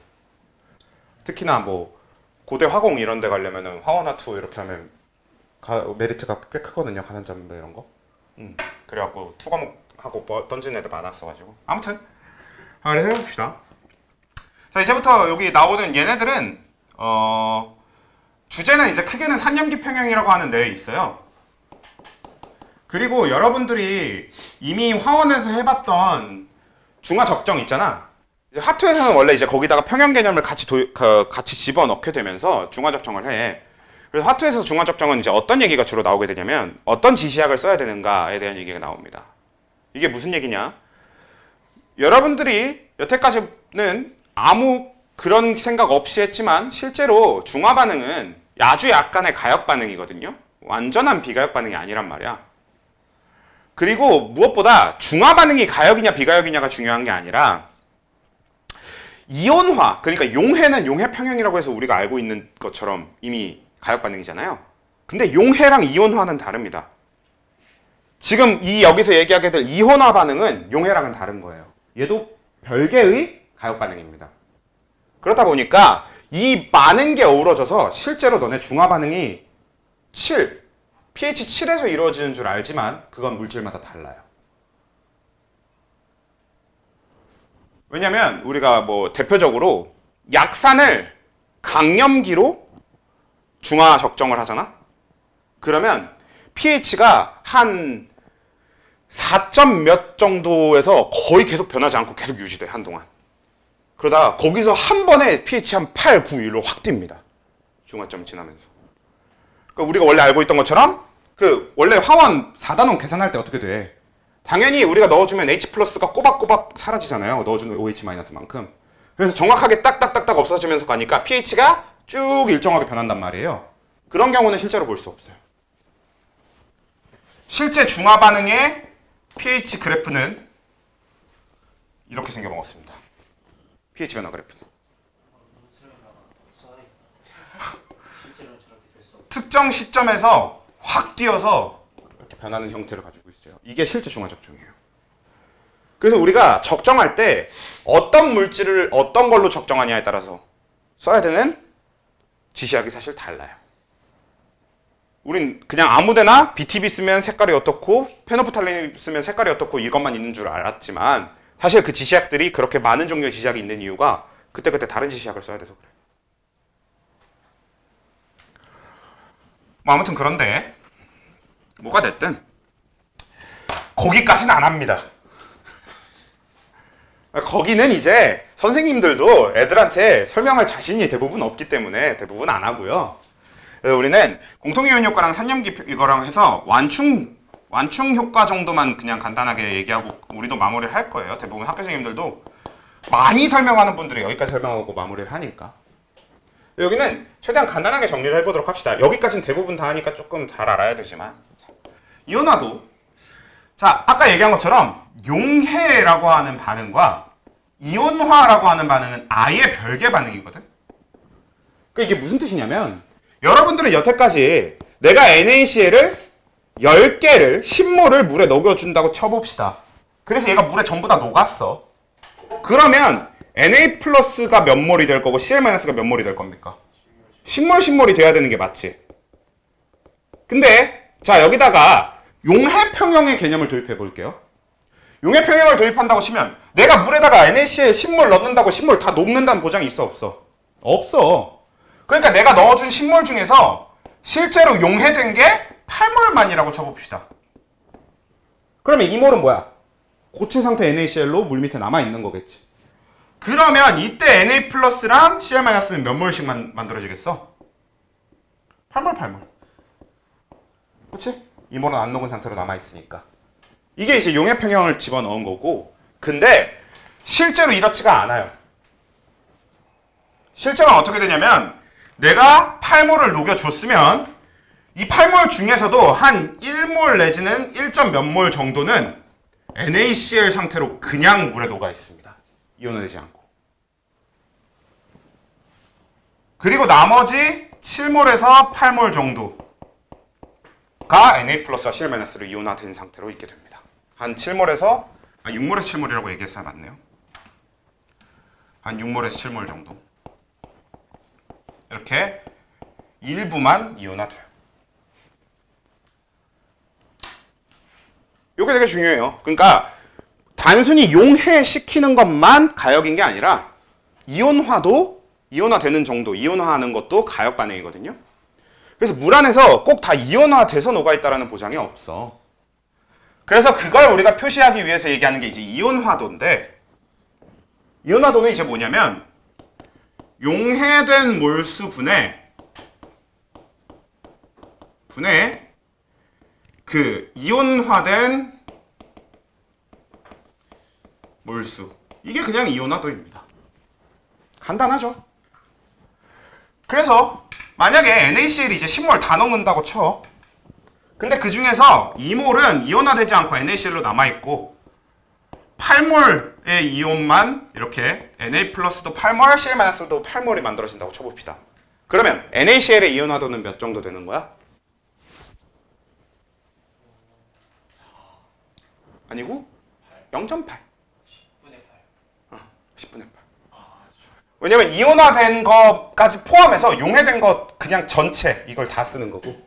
그래서 용해된 거 10몰 중에 8몰이 이온화됐다. 10분의 8, 0.8. 실제로 NaCl의 이온화도가 한 0.8쯤 돼요.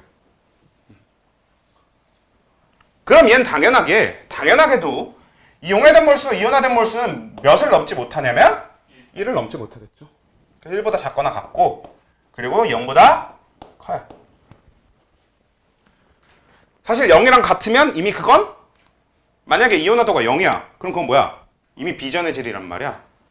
그러니까 이온화도 얘기를 할 필요가 없지. 원래 이온이 안 되는 애란 얘기니까. 그래서 0보다 크고 1보다 작거나 같다의 값을 갖게 되는 게 이온화도입니다. 기호는 알파를 써요. 그 다음 이온화 상수. 자, 이온화 상수는 이제 Ka라고 하는 애가 됩니다. 얘가 화학에서 가장 많이 쓰이는 상수예요. 제일 많이 쓰이는 상수인데, 자, 이 Ka라고 하는 이온화도라고 하는 건, 자, 우리 아까 K 값이 이렇게 있을 때 반응식을 방금 NaCl을 기준으로 반응식을 잡아봅시다. NaCl하고 H2O가 만나면 Na 플러스 AQ하고 Cl 마이너스 AQ하고 NaCl AQ 이렇게가 셋 다 만들어지는 거란 말이지. 근데 그걸 이렇게 굳이 구분하지 말고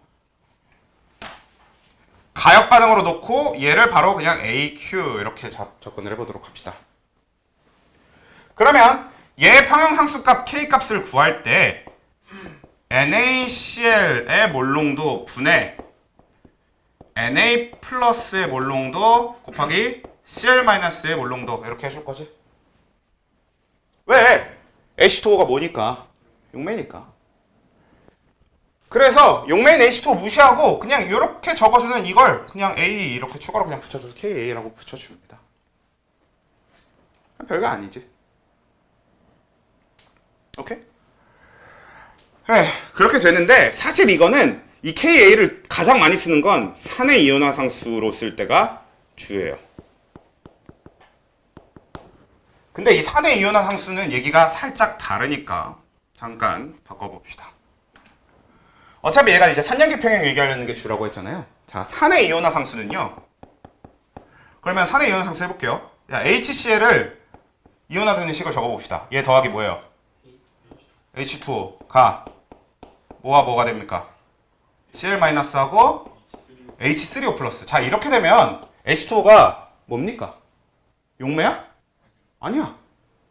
이게 용매가 아니라서 얘 그냥 K 값을 적어주면 HCl H2O 분의 Cl H3O 플러스 이렇게 해야 되거든? 근데 이렇게 되면 이 K 값이 어떻게 된다고? 어마어마하게 작아집니다. 왜? H2O의 물농도가 어떨 거니까? 무조건 엄청 커요. 그러니까 이때는 얘가 단순히 용매가 아니라 반응에 참여하는 바람에 원래 K값을 써줘야 된단 말이야. 근데 그래도 그냥 무시를 해주기 위해서 그래서 구분해주기 위해 KA 이렇게 붙여주는 겁니다. 정확하게.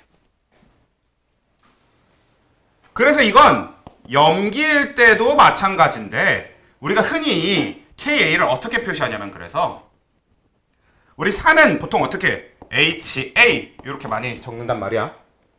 그래서 산의 이온화 상수는 HA 분의 H 플러스 A 마이너스 이런 식이 될 거고 만약에 가스가 변하는 대로 여기에 요 H 플러스 쪽에 개수로 아니 차수로 가스를 집어넣어줘야 되겠죠. 그리고 정확하게 이게 H 플러스가 아니라 H3O 플러스여야 되는 게 맞긴 맞는데 그건 상관없을 것 같고 그리고 염기는 그래서 KB를 씁니다. 왜? B는 뭐야? 베이스. 염기가 영어로 베이스예요. 그러니까 원래 요 HA가 왜 우리 산을 주로 산물질은 HA라고 적는 이유가 뭐냐면 산이 영어로 애시드잖아. 그리고 염기가 영어로 베이스란 말이야. 그래서 산은 HA로 염기는 BOH로 표시하는 이유가 괜히 그런 게 아니라 보통 염기랑 산 자체의 영어를 따와서 그렇게 쓰는 겁니다. 그래서 KP 값 같은 경우도 똑같이 BOH분의 B 플러스 OH 마이너스 이런 식으로 쓰는 거죠. 오케이?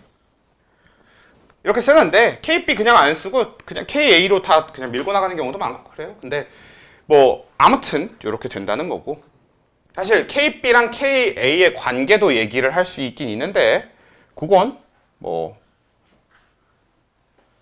아마 굳이 필요 없을 거고. 자, 그래서 이게 이온화 상수라고 하는데 자, 이러면서 무슨 내용이 필요해지냐면 원래 이온화도와 이온화 상수를 배우고 나면 이제부터 우리 본격적으로 어떤 구분이 가능해지냐? 강산, 약산과 강염기, 약염기의 구분이 가능해집니다. 너네 강산하고 약산이 뭔지 알아? 강산은 뭐고 약산은 뭐예요? 네, 산이 강하면 강산이고 산이 약하면 약산이죠. 그치? 근데 사실 봐봐. 산이 강하다는 소리는 우리 입장에서 뭐가 많으면 산이 강한 거야? H 플러스가 많으면 산이 강한 거지. 그럼 많이 녹여주면 누구나 강산 아닙니까? 아니에요. pH가 작은. 근데 pH가 작은 거? 그러니까 pH가 낮아야 되는데 결국 많이 녹여줘서 H 플러스 많이 늘릴 수만 있으면 다 강산인 거잖아. 아니에요. 왜 아니야? 그러니까 강산이라는 게 잘 모르겠어요. 단위 부피당 그게 아닌 이유가 이것 때문인 겁니다. 내가 많이 넣어준다고 무조건 많이 이온화되는 게 아니야. 확신할 수 없어요. 아니 그 확신할 수 없는 정도가 아니라 실제로 어떠냐면요. 자 HCl 같은 경우는 물에 잘 녹아요. 그리고 CH3COH 얘도 물에 되게 잘 녹습니다. 그래서 내가 얘를 1몰 물에 녹이고 얘를 1몰 물에 녹이잖아? 그러면 내가 녹여준 1몰 중에 얘는 이온화도가 한 0.6에서 0.8쯤 되는 걸로 알고 있거든 얘도. 0.8이라고 해보면 내가 1몰 녹여주면 H 플러스가 0.8몰, Cl 마이너스가 0.8몰 만들어져요. 근데 CH3COOH의 이온화도는 몇이냐면 10의 마이너스 3제곱쯤 됩니다. 그러니까 내가 1몰을 녹여줘 봤자 이 중에 1 빼기 10의 마이너스 3제곱몰만큼은 그냥 CH3COOH 상태로 녹아있고요. H 플러스랑 COOH 아니 CO 마이너스 CH3CO 마이너스 이 이온 쪽은 10의 마이너스 3제곱씩밖에 없어요. 그러니까 사실 내가 이걸 10몰을 녹여줘도 HCl 1몰 녹인 게 훨씬 산이 강합니다. 내가 얘를 100몰을 녹여줘도 HCl 산 쪽이 훨씬 강하지. 이렇게 절대적으로 훨씬 적게 넣어줘도 강한 산을 띠게 되는 걸 강산이라고 부르고 많이 녹여줘도 산이 약하게 되는 걸 약산이라고 불러주는데 그건 이온화도가 큰 쪽이라고 보시면 돼요. 근데 이온화도가 크고 작은 걸 어떻게 구분해요?가 실제로 이온화도가 저렇게 차이가 나서 너네가 나중에 보고 구분 충분히 가능해. 그러니까 강산이나 강염기에 들어가는 쪽들은 이온화도가 아예 0.8, 0.7, 막 0.5, 0.2 이 정도면 다 강산 강염기야. 왜냐면 약산 약염기들은 10의 마이너스 3제곱, 10의 마이너스 6제곱 막 이렇게 되거든. 10의 마이너스 7제곱 이렇게 돼요. 오케이? 그래서 강산과 약산, 강염기와 약염기를 구분하는 건 이온화도가 큰 애들이 강산, 강염기, 이온화도가 작은 애들이 약산, 약염기가 되는 거고, 그 얘기는 즉 결국 Ka 값이 큰 애들이 강산, Ka 값이 작은 애들이 약산, Kp 값이 큰 애가 강염기, Kp 값이 작은 애가 약염기가 되겠죠. 일단 그렇게 구분을 하는 거란 말이야.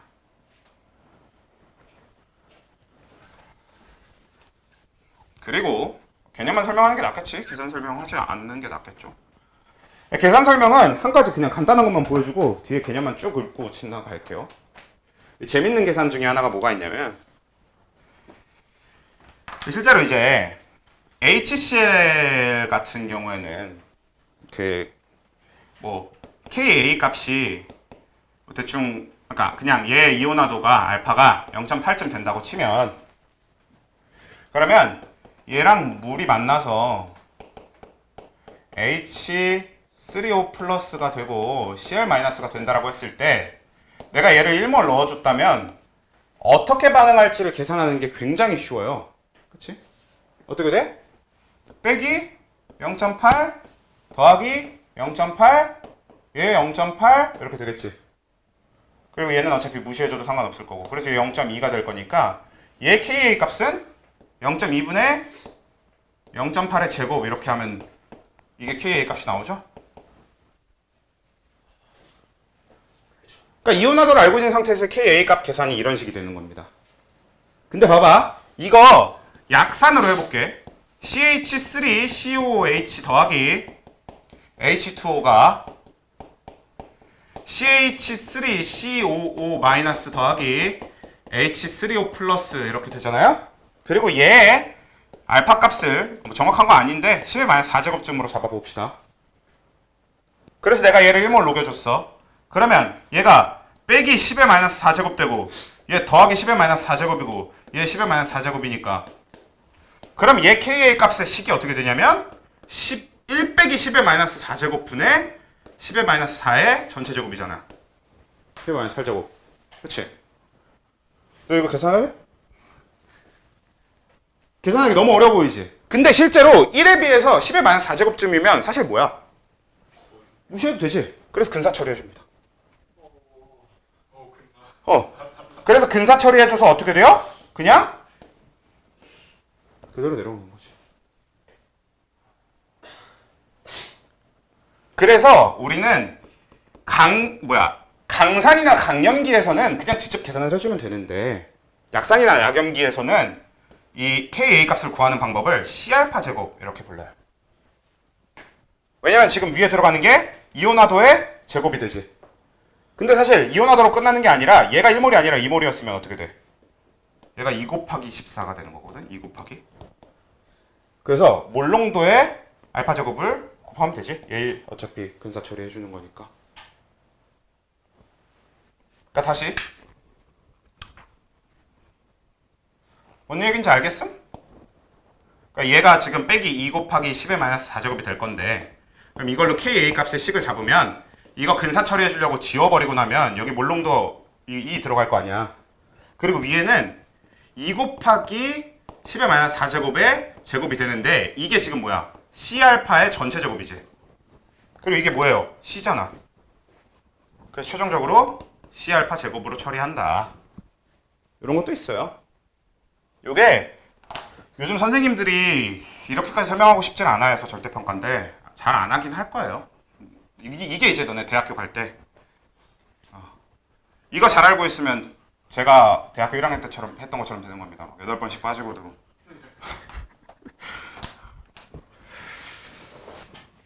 아무튼 이런 흐름이 되는 거고요.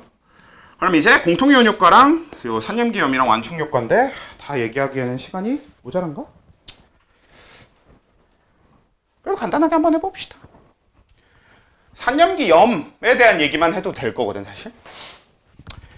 재밌는 거 한 가지를 보면요. 우리 이미 한번 얘기를 한 적이 있는데 이게 정반응, 역반응 개념을 이제 같이 집어넣어 보면요. 자, HCl하고 H2O하고 만나서 Cl-랑 H3O 플러스가 되는 이런 반응식을 얘기할 때 그래서 얘가 방금 뭐였어? 강산이었죠. 얘는 알파가 0.8쯤 되는 강산이고 그러면 브랜스트드 로우리 산염기에 의해서 이 반응식 전체가 정반응을 잘하게 되니까 H2O도 사실상 뭐로 봐줘야 돼? 그냥 염기가 아니라 강염기로 봐주게 됩니다. 이 반응식에서는 정반응을 잘하니까. 그치? 근데 그럼 얘는 정반응을 잘한다, 정반응 많이 한다는 소리는 뭔 소리예요? 역반응을 많이 적게 한다는 소리지. 정반응을 그만큼 강하게 하면 역반응은 조금만 하는 거고.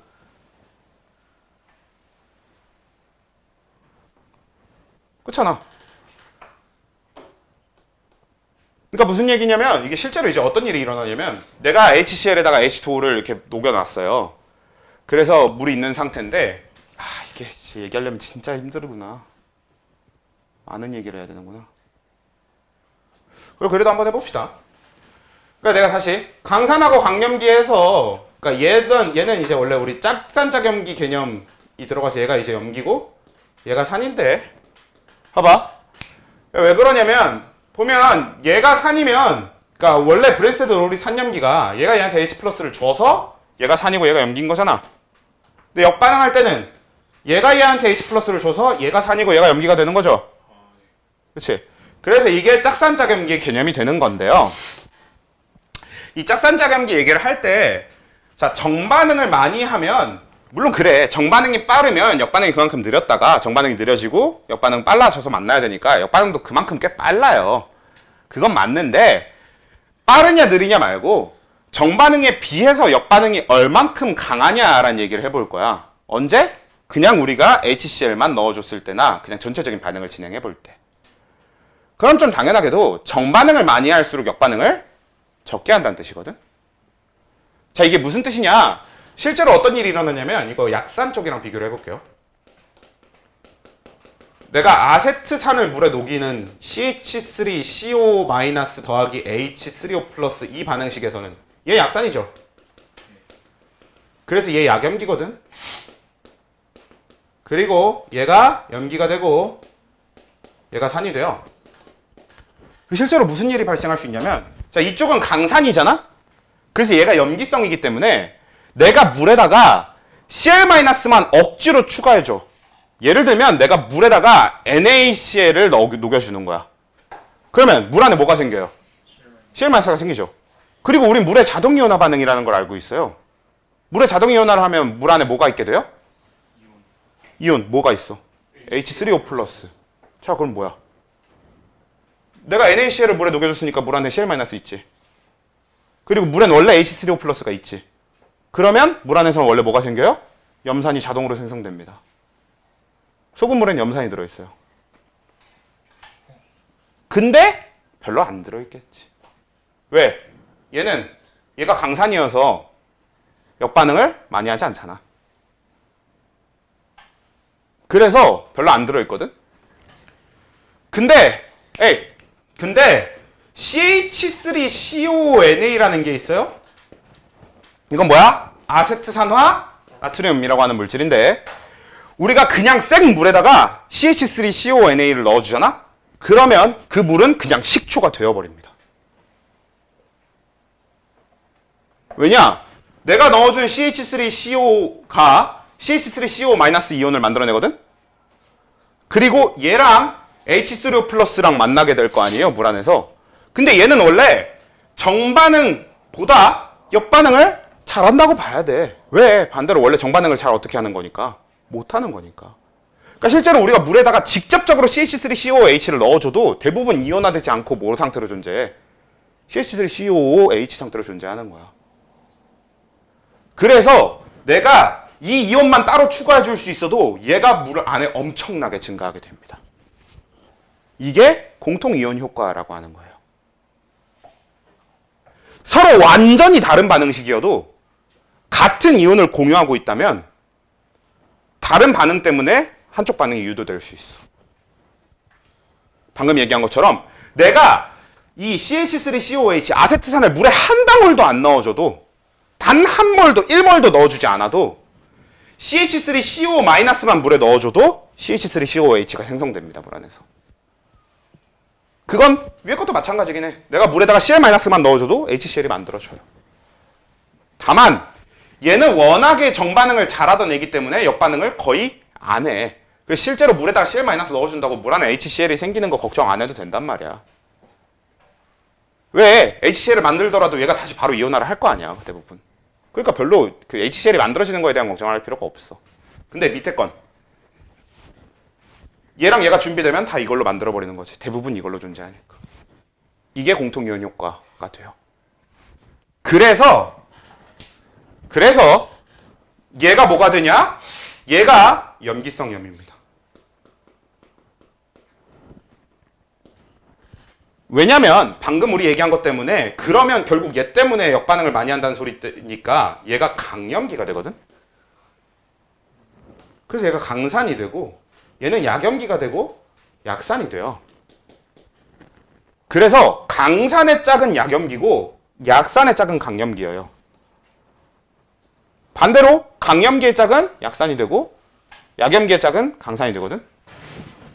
그러면 지금 이게 뭐냐면 염이야. 이걸 왜 염이라고 부를 수 있어? NaOH랑 CH3COOH랑 중화반응시키면 뭐 만들어져?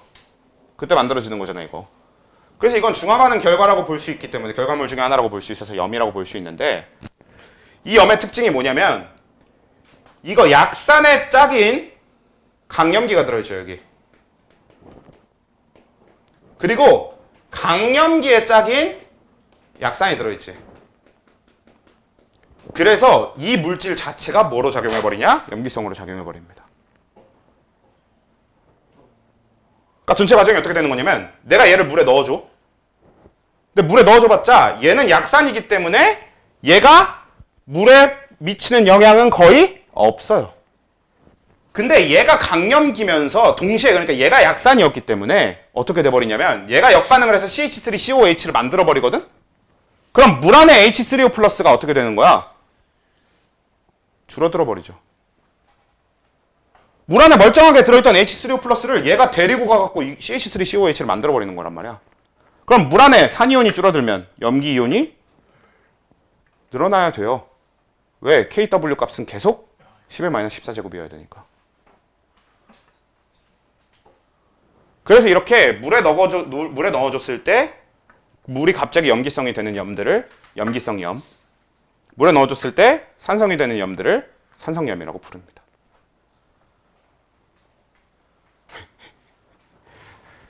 조느라 못 들으신 분들은 한번 나중에 영상으로 한번 다시 정리해봐. 필요할 때. 만약에 여기는 높은 확률로 안 필요해요. 이거는 이제 선생님들이 대부분 맥시멈까지 나가야 여길 나가요. 그냥 안 나가는 경우가 태반이거든. 그러니까 학교 선생님이 설명을 했고 그래서 필요하면 학교 선생님 설명 가지고 모자라다 할 때 그냥 보충용으로 듣는 정도를 한번 해보신다고 생각하시면 될 것 같아요. 에휴.